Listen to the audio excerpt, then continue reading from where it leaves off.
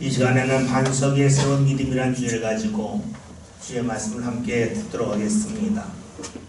우리나라 사람이라면 누구나 잘 아는 이솝우화 중에 토끼와 거북이에 관한 이야기가 있습니다. 내용은 이렇죠. 토끼와 거북이가 어느 날 함께 경주를 하게 됩니다. 목표점을 놓고 누가 먼저 가느냐 하는 것이었죠. 몸이 빨라 거북이보다 앞서 토끼는 한참을 가다가 뒤를 돌아보았더니 토끼가 보이지 않자 낮잠을 잡니다. 낮잠을 자고 오랫동안 잔 후에 깨어보았더니 시간이 상당히 흘렀고 그래서 다시금 경주에 참여하게 되죠. 결승점에 목표점에 가보았던 이미 거북이가 먼저 들어가 있었습니다. 흔히 이 토끼와 거북이에 관한 이야기를 우리는 꾸준함에 대한 이야기로 이야기를 합니다. 아무리 뛰어난 재능이 있다 할지라도 꾸준하지 아니하다면 그 재능은 그다지 유용하지 않다고 하는 것을 말하죠. 그래서 우리가 토끼와 거북이에 관한 이야기를 보면서 재능보다 꾸준함이 낫다. 꾸준함이 재능을 이긴다라고 하는 말을 자주 합니다. 이에 맞는 말입니다. 여러분, 그러면 꾸준함이 과연 무엇이겠습니까? 토끼와 거북이를 다시 한번 생각해 봅시다. 토끼가 열심히 경주하다가 멈추고 잠을 잤습니다. 잠을 잔 이유가 단지 거북이가 보이지 않았기 때문이겠습니까? 그렇지 않죠. 그가 지쳤기 때문입니다. 우리가 알고 있듯이 토끼에는 몸에 털이 있습니다. 털이 있는 그런 동물들의 특징은 무엇이냐면 땀이 잘 나지도 않고 땀이 잘 발산되지도 않는다는 거예요. 땀이 난다고 하는 것은 몸에 있는 열을 식히는 역할을 합니다. 그래서 동물들은 빨리 달릴 수 있지만 오래 달릴 수가 없습니다. 사람의 몸에 털이 별로 없잖아요. 사람은 빨리 달리지 못하지만 땀을 흘림을 통해서 체온을 조절할 수가 있어요. 그래서 사람은 빨리 달리지 못해도 오래 달릴 수 있습니다. 다시 토끼를 생각해 봅시다. 토끼가 열심히 달렸어요. 털이 있는데 열심히 달리니 얼마나 몸이 더웠겠어요. 그러니까 힘들죠. 그러니까 지칩니다. 그리고 나서 뒤를 돌아보았더니 거북이가 보이지 않습니다. 그래서 잠을 잡니다. 토끼가 잠을 잔 것은 단지 거북이가 안 보여서가 아니라 그도 그만큼 힘들고 지쳤기 때문입니다.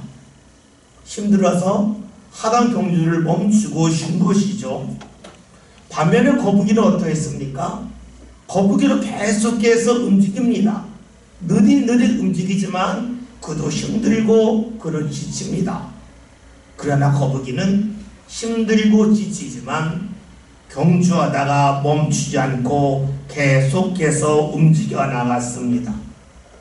이렇게 본다면 꾸준함이 무엇인지를 알 수 있습니다. 꾸준함의 대명사인 거북이는 힘들어도 경주를 이어갔다는 겁니다. 반면에 토끼는 힘들기 때문에 경주하다가 멈추었습니다. 그렇습니다. 힘들어도 계속하는 것이 꾸준함입니다. 여러분, 힘들 때 누군들 쉬고 싶지 않겠습니까? 힘들 때 누군들 움직이고 싶겠습니까? 우리가 힘들지 않고 여유가 있을 때에는 할 수 있는 일이 상당히 많습니다. 반면에 우리가 힘들고 어려우면 할 수 있는 일이 줄어들기 시작을 합니다. 오늘 상당히 많이 눈이 오고 있죠. 여러분, 눈이 많이 내리면 사람들의 걸음 속도가 더디어집니다.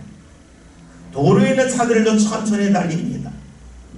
눈이 오지 않을 때에는 같은 시간 내에 10곳을 다녔다면 눈이 내리면 같은 시간에 7곳, 8곳밖에 가지 못합니다. 그럼 어떻게 될까요? 2-3곳을 가지 말아야 됩니다. 여러분, 그렇죠? 우리가 여유가 있을 때는 다 다닐 수가 있는데 여유가 없을 때는 가는 곳을 줄여 가야만 합니다. 어디를 안 가겠습니까? 어디를 가겠습니까? 자신이 중요하다고 여기는 곳을 가고 중요하지 않다고 여기는 것은 뒤로 미루고 가지 아니합니다. 여러분, 그래요.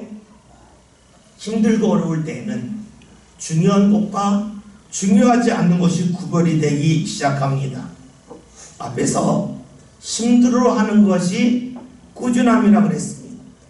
꾸준함이라고 하는 것은 다른 말로 하면 내가 중요하다고 여기는 겁니다. 힘들지 않을 때도 하지만 힘들 대로 계속 한다고 하는 그 꾸준함은 중요하기 때문입니다. 그래서 우리가 무언가 중요하다고 여기면 나도 모르게 자연스럽게 꾸준한 사람으로 뒤바뀌고 맙니다.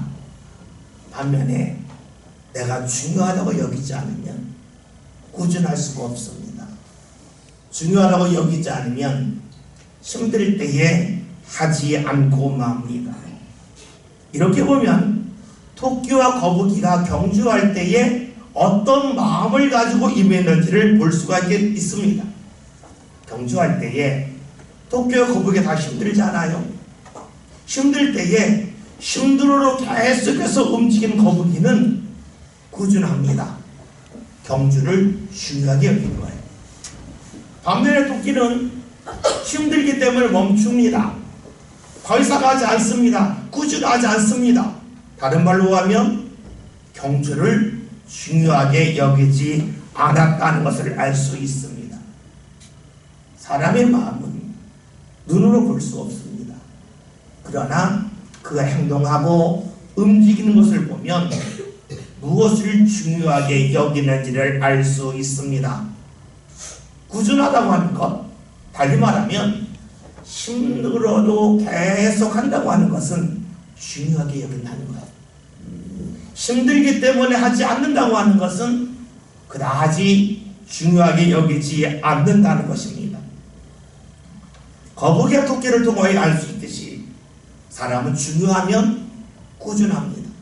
힘들어도 계속합니다. 한때 장사의 신이라고 사람들이 말했던 은현장 씨가 있습니다. 은현장 씨가 식당을 해서 아주 크게 성공한 사람인데 그 식당을 하는 사람에게 늘 하는 말이 있습니다. 식당을 하려면 제일 먼저 원칙이 무엇이냐면 문을 여는 시간과 문을 닫는 시간을 계속해서 일정하게 하라는 겁니다. 비가 와도 눈이 와도 때로는 명절 때 할지라도 꾸준하게 계속해서 문을 열라는 겁니다. 같은 시간에 열고 같은 시간에 닫으라는 겁니다.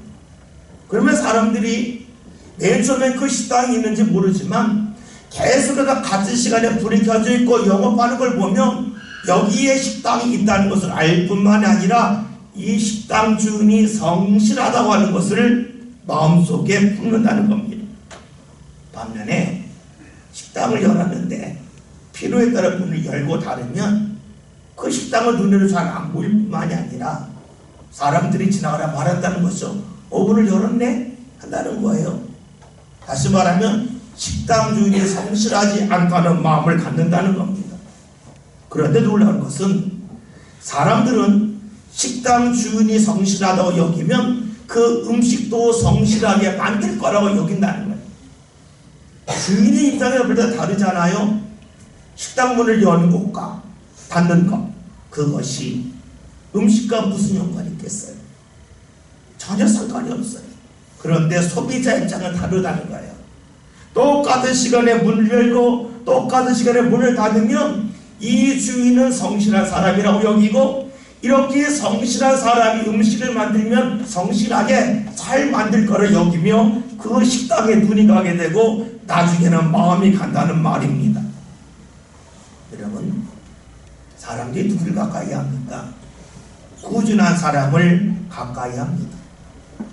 여러분은 어떤 사람을 가까이 하고 싶습니까? 여러분이 하는 일이 잘 되든 잘 되지 않든 여러분을 똑같이 대하는 사람 아니겠어요? 여러분이 일이 잘 될 때는 가까이 하고 일이 잘 될 때는 외면한 사람이라면 꾸준하지 않은 사람이잖아요. 그 사람 가까이 하고 싶지 않지요. 여러분 그래요. 사람은 꾸준한 사람을 가까이 하고자 합니다. 여러분들도 마찬가지예요. 그러면 생각해 봅시다. 누군가 나를 꾸준히 대한다고 하는 것은 무엇을 말할까요? 그 사람이 나를 중요하다고 여기는 거예요. 그래서 나를 꾸준히 대한다고 볼 수가 있습니다. 반면에 꾸준히 하지 않는 사람이 있죠. 자신의 감정에 따라, 자신의 상태에 따라 대하는 것이 다른 사람이 있습니다. 꾸준하지 않는 사람이에요. 꾸준하지 않는 사람은 나를 중요하지 않다고 여기는 것입니다. 여러분 그렇다면 하나님은 어떠하시겠습니까? 하나님은 나의 상태와 감정에 따라서 우리를 대하시는 모습이 다르겠습니까? 반대로 봅시다.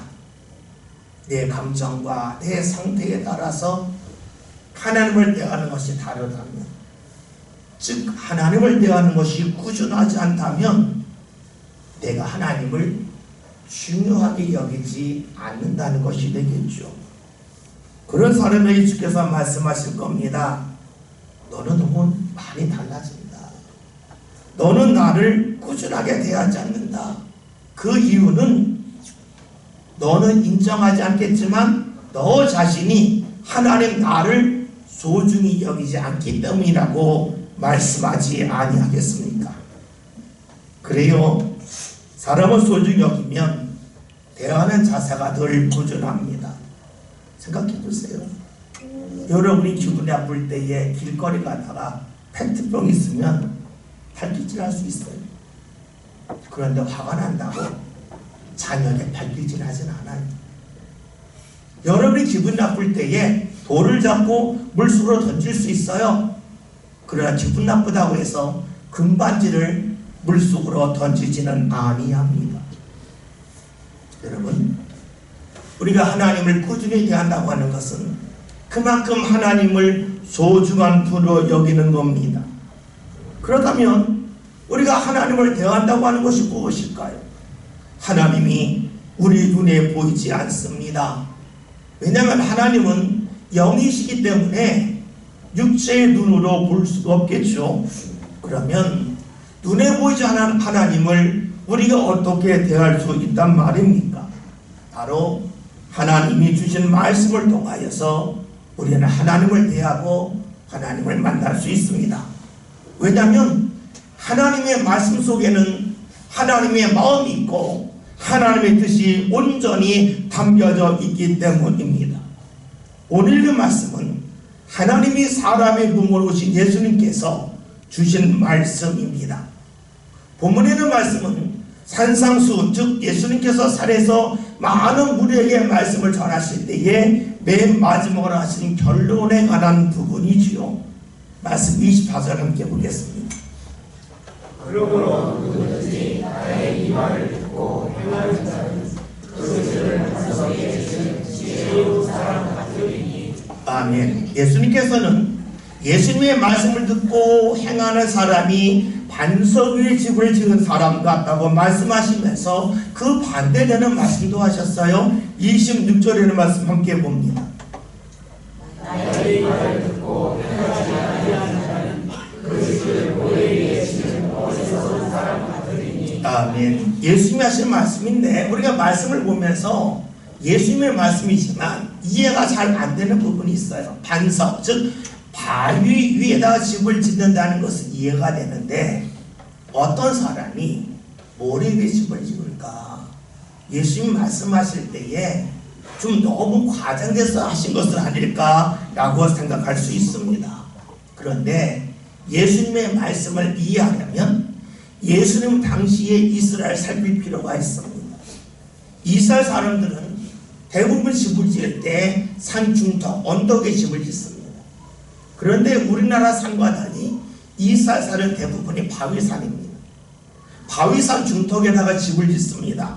근데 바위라고 하는 것이 고르지 않잖아요. 울퉁불퉁하잖아요. 근데 울퉁불퉁하다 보면 일어나는 일이 뭐냐면 바위와 바위 사이에 먼지가 쌓이고 그 먼지가 굳어지면서 흙처럼 그리고 아주 딱딱해집니다. 그러니까 집을 지을 때에 어떤 사람은 바위에다가 구멍을 뚫고 거기에다 나무를 박아서 기둥을 세워서 집을 지는 사람이 있는가 하면, 어떤 사람은 바위와 바위 사이에 굳어진 그 땅을 파가지고 거기에다 기둥을 심고 집을 짓는다 하는 것입니다. 생각해 봅시다. 반석, 바위에 집을 지으려면 어떠할까요? 진짜 힘들어요. 바위를 뚫으려면 많은 시간이 필요해요. 장비가 필요해요. 그리고 수많은 땀을 흘려야 돼요. 반대로 바위와 바위 사이에는 흙 딱딱하지만 바위에 비하면 파기 쉬워요. 쉽게 팔 수 있어요. 많은 장비가 없어도 할 수 있어요. 요즘으로 말하면 비용을 많이 들이지 않고도 집을 지을 수 있어요. 예수님 지금 이것을 말씀하십니다. 힘들지만 바위를 뚫고 집을 짓는 사람과 바위와 바위 사이는 흙에 거기에다가 기초를 두고 집을 짓는 사람에 관하여 말씀하고 있습니다. 생각해 봅시다. 사람들이 왜 바위에 집을 짓지 않고 바위와 바위 사이에 있는 흙을 파가지고 거기에 집을 짓겠습니까? 제일 먼저 떠올릴 수 있는 것은 비용의 문제입니다. 시간의 문제입니다. 전략해서 지을 수가 있습니다. 그런데 또 하나가 있습니다. 그것은 무엇이냐면 거기가 안전하다고 여기기 때문입니다. 다시 말하면 바위와 바위 사이에 흙이 있는데 그 흙이 사라지려면 많은 비가 내려야 돼요. 세찬 비가 내려야 돼요. 그런데 이스라엘에는 많은 비가 내리는 적이 거의 없어요. 세찬 비가 내리는 적도 거의 없어요. 일생일대에 한 번 볼까 말까 한 것입니다. 우리나라 그랬잖아요. 지난해에 눈이 많이 내렸을 때 70년 만에 아주 눈이 많이 내렸다, 그런 말 있잖아요. 그 사람들이 그만한 눈이 내릴 거라고 생각하지 않고 집을 짓지 않습니까? 마찬가지로 예수님 당시의 사람들도 보통 때 비가 많이 내리지 않으니까 바위와 바위 사이에 있는 흙에다가 기둥을 박고 집을 짓는 거예요. 안전하다고 여기는 겁니다. 지금까지 자신의 경험으로는 비가 많이 내린 적이 없으니까 굳이 힘들게 반석 위에 집을 짓는 일을 할 필요가 없다.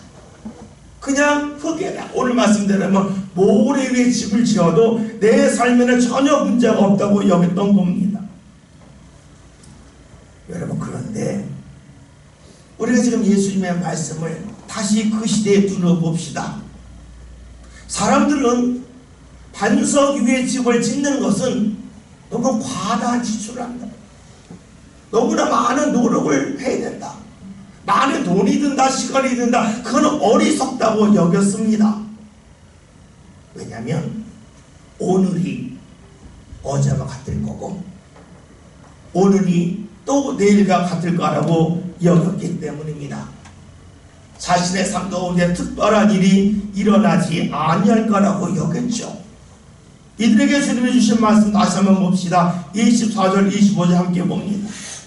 그러므로 누구든지 나의 이 말을 듣고 행하는 자는 그 집을 반석 위에 지은 지혜로운 사람 같으니 비가 내리고 장수가 나고 바람이 불어 그 집에 부딪히되 무너지지 아니하나니 이는 지출을 반석 위에 놓은 까닭이요. 아멘. 예수님이 이런 말씀하셨을까요? 너희가 살다 보면 너희가 예상하지 못한 일이 일어난다는 거예요. 너희가 볼 때는 비가 많이 안 내릴 것 같은데 어느 날 갑자기 비가 많이 내릴 수도 있고 홍수가 내릴 수도 있고 강한 바람이 불 수 있다는 거예요. 그러면 편하게 집을 지은 사람 어떻게 되겠냐? 말씀하세요. 26절 27절 함께 봅니다. 나의 말을 듣고 행하지 아니하는 자는 그 집을 모래 위에 지은 어리석은 사람 같으니 비가 내리고 장수가 나고 바람이 불어 그 집에 부딪히매 무너져 그 무너짐이 심하니라. 아멘. 예수님이 어떤 말씀하셨습니까? 너희가 예상하지 못한 일이 일어날 수 있다. 그 그 일이 무엇이냐? 비가 많이 오는 거다. 강한 바람이 부는 거다. 그때는 모래 위에 집을 지은 사람, 즉 단단한 흙 위에 집을 지은 사람은 강한 비가 내리면서 흙이 휩쓸려가게 될 것이고 그러면서 기둥이 무너질 거다라고 말씀하고 계십니다. 그렇습니다. 집을 반석 사이에 지으면 쉽습니다. 평소에 전혀 문제가 되지 않습니다. 그러나 예상하지 못한 일이 다가왔을 때에 문제가 됩니다. 반대로 반석 위에 집을 짓는다는 것은 힘든 일입니다. 많은 시간이 필요하고 그리고 더 많은 물질도 들어갑니다. 그러나 그렇게 힘들게 집을 짓고 나면 생각하지 않았던 일이 다가온다 할지라도 그 집이 무너지지 아니한다는 거죠. 예수님이 왜 이런 말씀을 하셨겠습니까? 당시 사람들에게 집을 지으려면 똑바로 지으라고, 잘 지으라고 말씀하신 것이겠습니까? 그러하지 않습니다. 예수님이 이렇게 말씀하신 이유는 눈에 보이는 집 짓기를 통하여 눈에 보이지 않는 믿음의 집을 어떻게 지을 것인지를 말씀하기 위함입니다. 똑같은 믿음의 집이지만 어떤 사람의 믿음의 집은 무너질 수 있습니다. 어떤 사람은 무너지지 아니할 수 있습니다. 무너지면 어떻게 될까요? 일단 집안에 있는 모든 물건을 사용하기가 어렵습니다. 지금까지 쌓아놓았던 것이 다 쓰레기도 바뀌고 맙니다. 다시 말하면 지금까지 수고한 것이 모두 다가 헛되게 끝난다는 것이지요. 반면에 집이 무너지지 않는다고 하는 것은 집안에 있는 것이 그대로 보존된다는 겁니다. 쌓아둔 것이 사라지지 않고 계속해서 사용할 수 있다 하는 것이 되겠죠. 따라서 무너진다고 하는 것은 지금까지 수고가 헛된 수고로 끝난다는 것이고, 무너지지 않는다고 하는 것은 지금까지 수고가 사라지지 아니한다는 겁니다. 무너지지 않는다고 하는 것은 달리 말하면 비가 많이 와도 괜찮다는 겁니다. 그 집이 꾸준하다는 겁니다. 거북이와 같다는 것이 되겠죠. 무너진다고 하는 것은 비가 안 올 때는 괜찮은데 비가 올 때는 안 된다는 겁니다. 꾸준하지 않다는 거예요. 토끼의 모습과 같습니다. 예수님은 오늘 우리에게 무엇을 말씀하고자 하셨겠습니까? 무너지지 않는 신앙의 집을 짓기를 원하시고 계십니다. 그러면 무너지지 않은 신앙의 집은 어떻게 짓겠습니까? 24절의 말씀 함께 봅니다. 누구든지 나의 말을 듣고 행하는 자는 그 집을 반석 위에 지은 지혜로운 사람 같으리니. 아멘. 예수님은 말씀을 듣고 행하는 사람이 반석 위에 집을 지은 사람, 무너지지 않는 집을 짓는 사람을 말씀하셨고, 26절에서 반대로 말씀을 들었지만 행하지 않는 사람은 모래 위에 집을 지은 사람과 같아서 무너진다고 하셨습니다. 여러분, 말씀을 듣는 건 쉬운데 말씀을 행하는 것은 어려울 수 있습니다. 행하기 쉬운 말씀이 있고 행하기 어려운 말씀이 있습니다. 내가 지금까지 하고 있는 일을 말씀하시면 그건 하기 쉬워요. 근데 지금까지 내가 하지 않고 있던 것을 말씀하시면 새롭게 해야 되기 때문에 힘듭니다. 그 힘든 것은 무엇과 같냐면 바위를 뚫고 기둥을 세우는 것처럼 힘들다는 거예요. 그리고 그 일은 많은 시간이 필요해요. 많은 장비가 들어가야 돼요. 그리고 많은 노력이 들어갑니다. 그렇기에 힘들어요. 그래서 하고 싶지 않습니다. 누가 힘든 걸 좋아하겠어요? 힘들면 다 멀리하는 것이 사람이잖아요. 그러나 여러분, 힘들어도 중요하게 여기만 합니다. 지금 예수님께서 말씀을 듣고 행하는 사람은 반석 위에 집을 지은 사람이라고 하셨는데, 이 말씀을 다른 말로 하면 거북이와 같은 사람이고 꾸준한 사람이고 주의 말씀을 중요하게 여기는 사람이라는 겁니다. 반대로 말씀을 들었지만 힘들다고 해서 행하지 않는 사람은 토끼와 같은 사람이고, 그런 사람은 모래 위에 집을 지은 사람과 같고, 그런 사람은 어느 날 지금까지 행해놓았던 쌓아놓았던 모든 신앙들이 무너진다고 말씀하고 계십니다. 말씀을 들으면서 우리는 이런 질문을 할 수가 있어요. 하나님, 왜 저에게 힘든 걸 하라고 하세요? 저에게 지금 쉬운 거 하라고 하시지 왜 힘들게 새로운 것 하라고 하세요? 제 인생에서 좀 쉽게 좀 모래 위에 집을 짓는 그런 삶을 살게 하시지 왜 어렵게 반석 위에 집을 짓는 어려운 일을 하라고 하십니까? 라고 물을 수 있어요. 그 이유는 간단해요.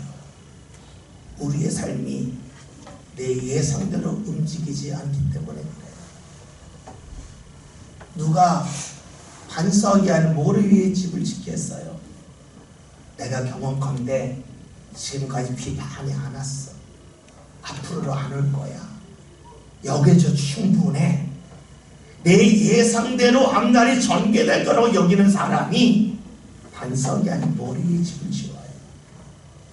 그러나 내가 예상한 대로 내 삶이 움직여지지 아니하면 아는 사람, 내가 지금까지 경험해보지 못한 아주 어렵고 힘든 일이 다가올 수도 있음을 아는 사람은 반석 위에 집을 짓습니다. 우리는 어려움만 얘기하니까 말씀을 들으면서 왜 힘들게 하냐 할 수 있어요. 반대로 볼 수도 있어요. 하나님이 우리에게 주신 은혜는 내가 예상한 은혜만 주실까요? 내가 예상한 것을 뛰어넘는 은혜를 주실까요? 많은 이들이 이렇게 기도합니다. 하나님, 제가 구한 것만이 아니라 구하지 않는 것도 주세요라고 기도를 합니다. 다시 말하면 내 예상을 뛰어넘는 하나님의 은혜를 누구나 소망을 합니다. 그런데 여러분, 하나님이 주신 은혜가 내 예상을 뛰어넘었다면 모래 위에 지은 집은 무너집니다. 모래 위에 지은 집은 내 예상대로만 삶이 움직여질 때 가능한 집입니다. 우리가 하나님을 믿으면서 하나님이 주신 은혜가 내 예상을 뛰어넘었으면 좋겠습니다 할 때 필요한 것은 모래가 아닌 반석 위에 집을 짓는 겁니다. 힘들지만 주의 말씀을 듣고 지키는 것입니다. 우리 이 말씀을 들으면서 많이 부담이 돼요. 힘든데 어떻게 해요? 저는 인내력도 별로 없고 잘 참지 못해요. 이런 질문을 합니다. 말을 해요. 그런데 잊지 말할 것이 있습니다. 주께서 왜 이렇게 말씀하셨을까 하는 거예요. 그 이유는 하나님이 꾸준한 분이기 때문에 그래요. 여러분 보세요. 예수님이 세상에 오셨잖아요. 왜 오셨습니까? 의인이 아닌 죄인을 부르기 위해 오셨습니다. 다시 말하면 하나님은 우리가 의롭기 때문에만 사랑하는 것이 아니라 죄인임에도 불구하고 우리를 사랑한다는 것이 바로 예수님을 세상에 보내심을 통하여 드러났습니다. 다시 말하면 하나님은 우리를 대할 때 꾸준히 대하신다는 거예요. 꾸준히 사랑하신다는 거예요. 그래서 우리에게 무엇을 말씀하면 너를 꾸준해지면 좋겠다. 그러나 너희 힘으로 안 되지. 그러니까 너희가 예수님을 의지하라고 말씀합니다. 왜냐하면 꾸준하신 주님께서 나와 함께 할 때에 나도 꾸준해질 수 있기 때문입니다. 다른 말로 하면 무엇이 못이 그냥 못이지만 그 못 뒤에 자석이 붙어 있으면 그 못이 자석의 역할을 할 수 있습니다. 마찬가지예요. 나는 힘들면 하지 못하는 꾸준치 못한 사람이지만 나와 예수님이 함께할 때 비로소 나도 꾸준한 사람이 될 수 있습니다. 힘들어 할 수 있는 사람이 됩니다. 어려워도 외면하지 않고 주의 말씀을 지키는 사람이 됩니다. 그것은 우리의 능력이 아닙니다. 우리가 반석처럼 되는 것은 우리의 노력으로 되지 않습니다. 반석이신 주께서 우리와 함께 하실 때입니다. 의인만이 아니라 죄인까지로 살아가신 주님이 우리와 함께 하실 때입니다. 우리가 나쁜 짓을 했다 할지라도 우리를 멀리하지 않고 우리를 기다리시고 우리를 포용해 주시는 주님이 우리와 함께 할 때입니다.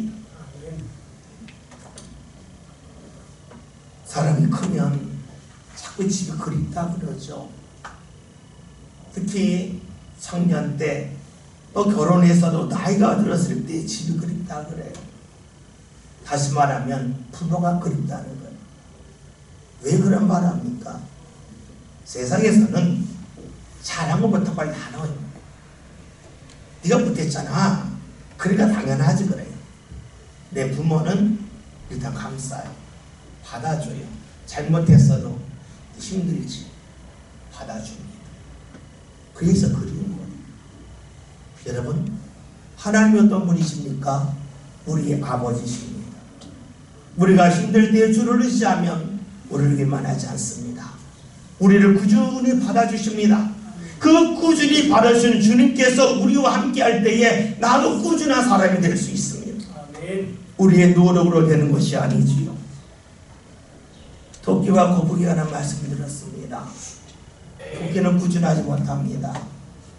거북이는 꾸준합니다. 꾸준하다고 하는 것은 힘으로 한다는 겁니다. 오늘 말씀대로 한다면 꾸준하다고 하는 것은 믿음의 집이 무너지지 않는다는 겁니다. 비가 안 올 때도 괜찮지만 비가 와도 무너지지 않는다는 겁니다. 주께서 오늘 우리에게 말씀하십니다. 말씀을 듣고 행하라. 그만 너희가 반석 위에 세운 그런 집과 같다.